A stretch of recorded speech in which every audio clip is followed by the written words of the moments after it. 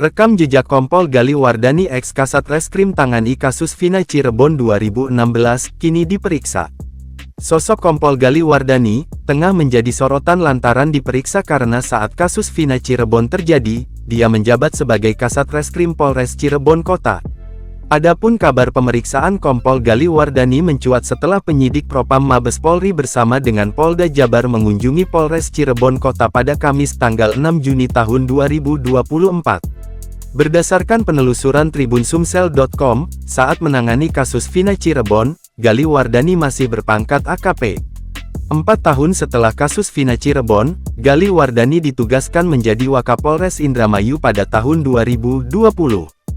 Bahkan Gali Wardani juga naik pangkat, dari sebelumnya AKP menjadi Kompol.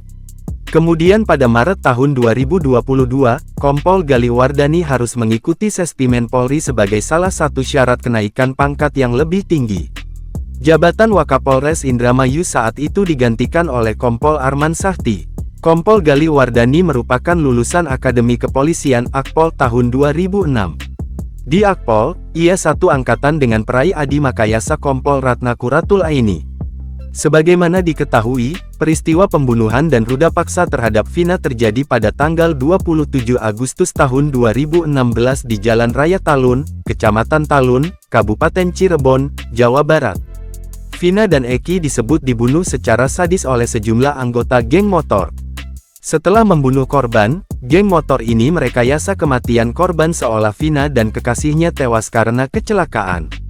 Peggy Setiawan ditetapkan sebagai tersangka kasus pembunuhan Vina dan Eki yang terjadi pada tanggal 27 Agustus tahun 2016 di Cirebon. Menurut kepolisian, Peggy Setiawan adalah sosok yang selama ini berada dalam daftar pencarian orang (DPO).